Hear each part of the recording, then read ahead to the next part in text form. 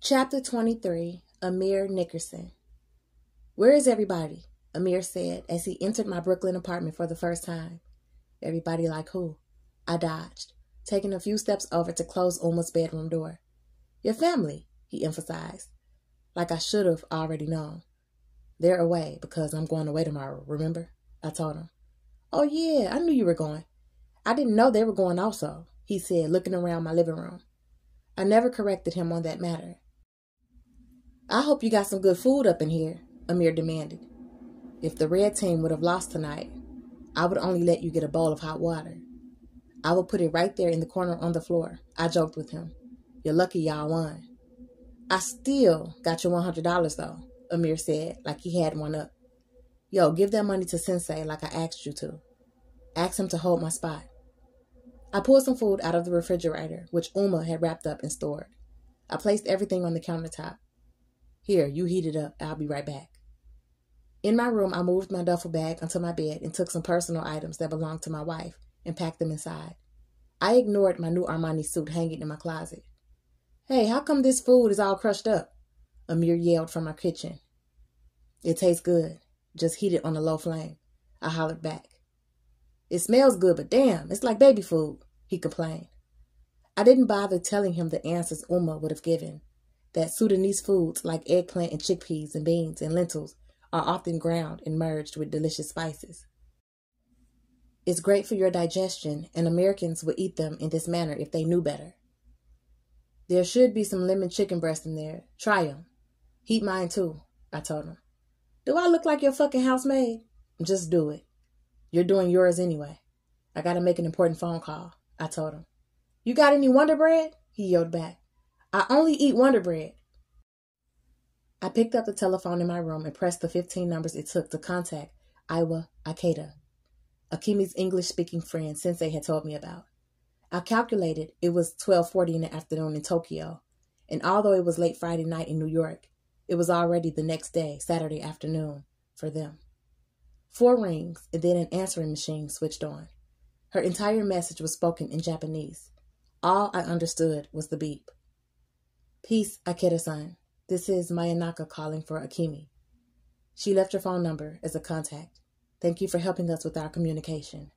Please tell Akimi that I'll call her back at 9 p.m. Tokyo time on Sunday night. If she can be there at your place, at that time we can talk. Please tell her everything will be okay, so take it easy," I said, and then hung up. My plan was to arrive at Narita Airport in Japan at 8 p.m. Tokyo time, clear customs, give Iwa Akeda a call at 9 p.m. and arrange to meet up with my wife on the spot. I already knew I couldn't stand to hear her crying over the phone while I stood uselessly 7,000 miles away. Face-to-face was my true desire and only strategy. True, I knew I had conflicting information. I had 2 addresses for her father, one in Ginza, the other in Roppongi. I had the telephone number for Iwa Ikeda, who was staying somewhere in Tokyo, which led me to believe that Akimi was somewhere in Tokyo. I had the name of Akimi's birthplace, where she also said she had lived, which is called Kyoto, and the name of the high school she attended, Kyoto Girls High School, that was listed on the literature from her show at the Museum of Modern Art. The high school was also located in Kyoto. As I flipped through the pieces of paper with her information on it, I was beginning to feel like one of the characters in the many mystery novels that I had read over the past couple of years. "This shit is good," AMEER said, scooping up his crushed vegetables with a spoon. "Word up, I thought it was going to be nasty." "What did your coach say when he saw your face messed up like that?" I asked him. "You're late. Get on the court so they can fuck up your face some more." AMEER imitated his crazy coach. "Nah, that ain't right," I said with disbelief. "True," he said matter-of-factly. "We met our team owner tonight," I shared. "I bet he was filthy," AMEER said, commenting on his riches. I laughed. "He was Ferrari filthy," I said calmly, but I guess with some passion to it. "Oh my God," AMEER said, truly amazed. "I'll tell you one thing. He didn't seem like none of these hustlers from around here," I pointed out. "Yeah, I didn't see no Ferraris parked down front of your building," AMEER laughed. He was asking us some questions that no man in the street ever asked me before. "What? Was he kicking the mathematics?" AMEER was talking his 5%er lingo. "Nah, shit like, who are you? Where are you from originally? What's more important than your life? Like that, I told AMEER, as I thought back on it. Was he high? AMEER asked. No, he was sober and clear. He was the type of cat that for some reason you might want to tell him a lie, but you end up telling him the truth. Like you. AMEER laughed once or twice and then turned quiet. So what do you want to do in the future? I asked AMEER. Well, teacher.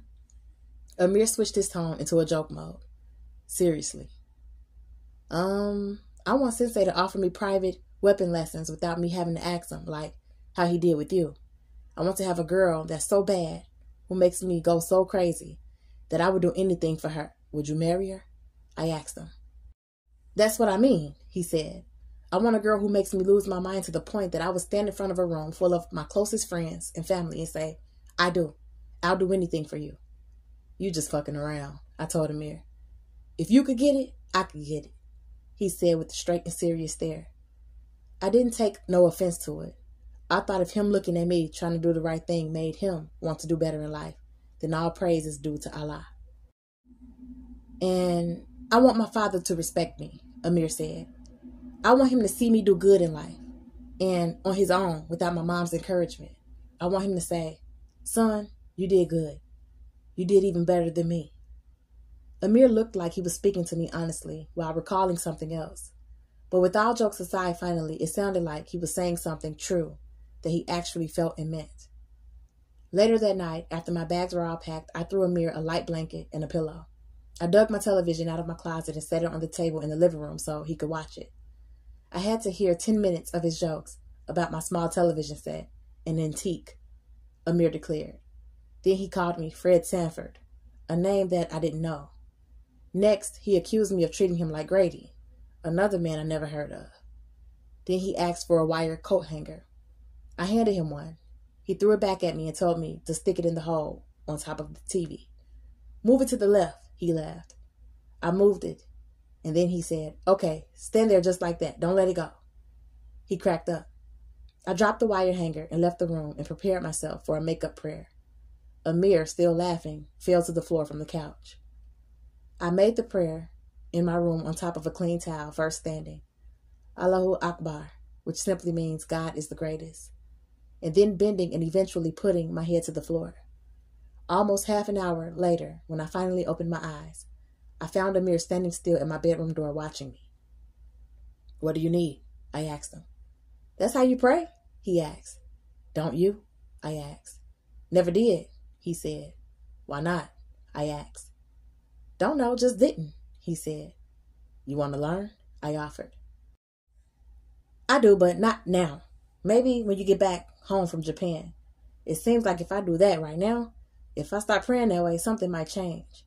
Maybe after I finish, I won't recognize myself. Whenever, just let me know, I told him.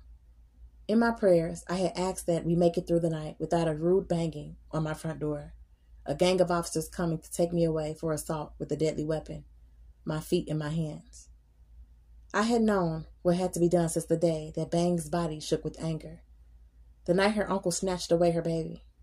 I also knew I had to separate my Uma and my sister from anything that I might do. I knew I had to execute it swiftly and immediately afterward, to be joined by one or more people whom I could use as an alibi in case there was an investigation. I knew I needed everyone to see me at that ball game last night, and to also see me leave the game along with others. I also was certain that everything could go terribly wrong, but I calmed myself to accept that however it ended up going was how it was supposed to go. If Bang's uncle hadn't been at her house, my plan would have failed and I would have had to leave for Tokyo with the task undone. If her uncle had never come out of the house or stepped through the alley within the amount of time I had allotted myself, then nothing would have happened to him. I concluded that if he hadn't deserved it somehow, or if it wasn't supposed to be me who avenged him for abusing Bangs, then he would have been nowhere in her vicinity. I had faced the dilemma like a complicated riddle. Admittedly, I even tried to excuse myself from doing anything about it. One voice in my mind argued, Bangs is not my wife. If something goes wrong with me defending Bangs, I could miss out on rescuing my real wife, who I do love immensely, and to who I am willingly responsible. Then the same voice argued, maybe Bangs is in this trouble because of something she did. But in the end, I thought to myself that Bang's uncle was worse than a vulture, a creature that at least waits till after a death to pluck and pull at the flesh. Her uncle was a man who did every fucked up thing he could get away with because he was confident either that every other man was doing the same thing as him, or every other man was absent, or every other man was too much of a coward to take him out. For me, it became a matter that almost wasn't about Bangs. It was about men needing to check other men and make sure they respect some boundaries and limits. And I knew from the moment that I got here on American soil, in the Brooklyn borough, that some of these niggas just had to go. Saturday, May 10th, 1986. Sunlight came uninterrupted and remained, thankfully. I woke up at 9 a.m. I woke AMEER up at 9:30. I saddled him with my duffel bag and a knapsack before he could even consider washing up or showering in my apartment. I didn't have the time to give. You carry it. What the fuck is in here, cement? He asked. I would, but it's better if you carry it. I don't want niggas around here to think I am going away. You know the streets. They might get excited and run up into my spot while I'm gone. I also carried a knapsack on my back. True, he said, and carried my stuff willingly all the way to the trunk of the taxi.